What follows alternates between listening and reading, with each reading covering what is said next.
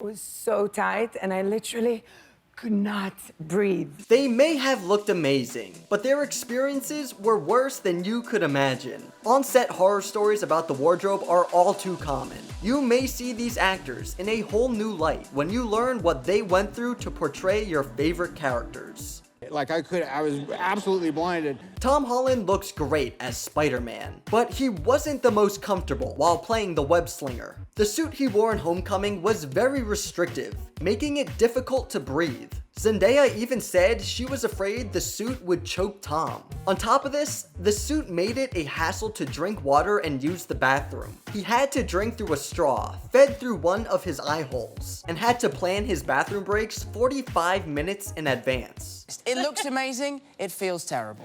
Black Widow seems cool and comfortable when she's taking down bad guys, but it was a different story for Scarlett Johansson behind the scenes. The Black Widow costume was extremely tight and hot, like wearing sweaty pajamas. The heat became so bad that while filming one scene, she started hallucinating. Johansson sweat so much that she would wring her socks out at the end of the shooting day. Her stunts were so demanding that she shredded her costumes, and they had to be replaced every few days. Let me put you on hold. The late Chadwick Boseman brought the Black Panther to life, portraying him as a stoic, noble leader. While the character looks great, the Black Panther costume caused Boseman some grief.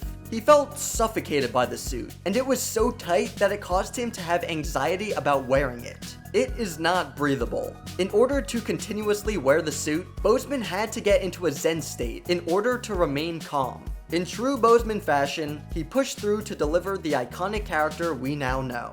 Dead. It's not the end. In later movies, Robert Downey Jr. only had to wear some pads and trackers for scenes involving Iron Man's suit. However, in the first Iron Man, Downey donned a full Iron Man getup. It was a very stuffy, uncomfortable, and restrictive suit. When he had the helmet on, the LED lights inside blinded him. Luckily, they didn't make him wear the helmet for future films. Hey, Robert, would you mind putting on the helmet? No?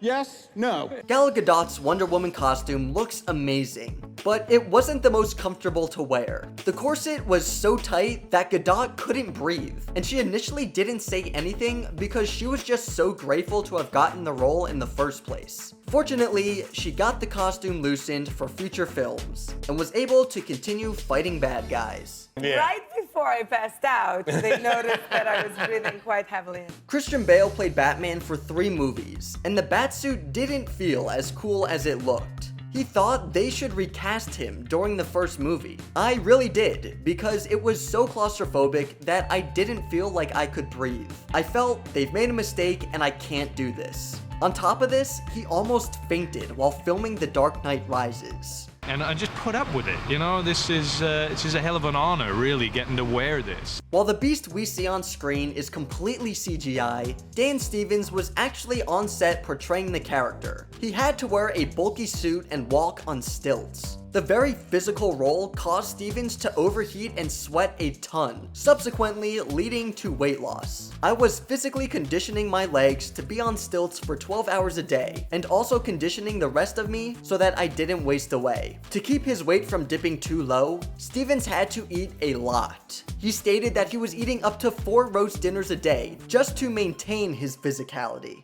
Will you join me for dinner?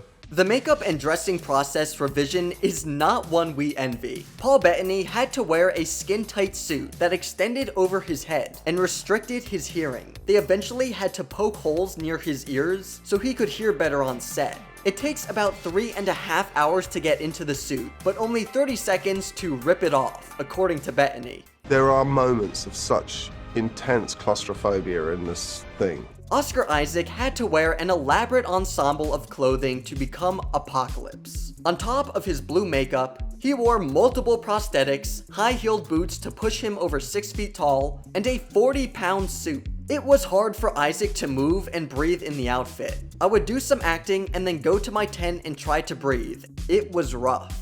Even after all that, Isaac said the worst part was getting it off, as they had to scrape the prosthetics off for hours. Apocalypse, that was excruciating.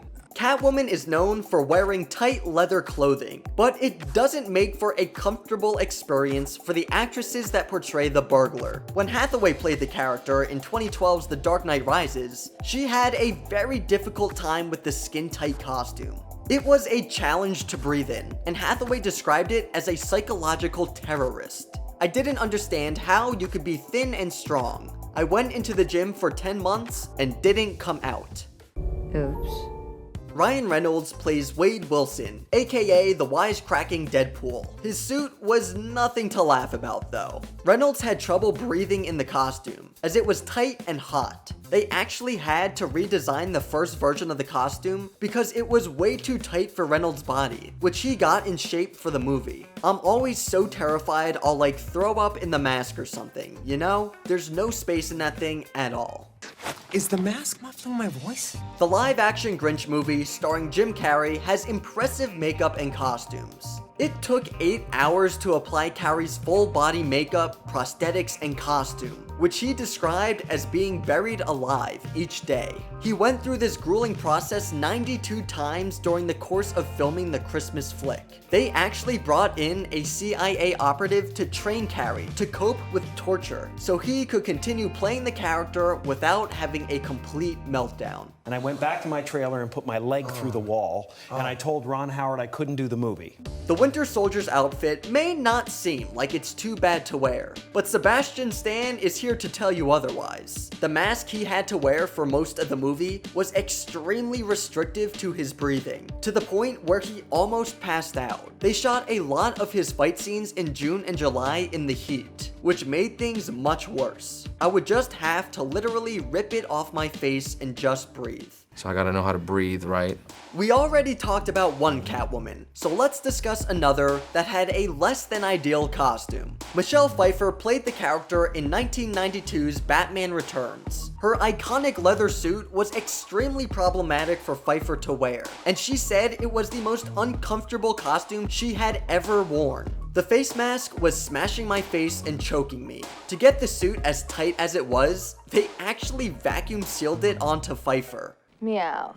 Margot Robbie's Harley Quinn is one of the DCEU's most popular characters. We first saw her in 2016's Suicide Squad, where she sported a ripped t-shirt and very short shorts. Robbie said she didn't like the costume, as it made her self-conscious. On top of this, the tight shorts made it difficult to eat, and the t-shirt would get wet and uncomfortably cling to her body. Director David Ayer didn't think denim overalls would be appropriate for that character. Luckily for Margot, she was able to ditch these clothes in later films, and was just as amazing in the role. What? Although we like to imagine ourselves in our favorite character's outfit, we don't envy these actors at all. Despite how uncomfortable and difficult it was, they pushed through to deliver performances that made it all worth it. So the next time you see a character with an awesome costume on the big screen, consider what they had to go through on set. Which costume do you think would be the worst to wear?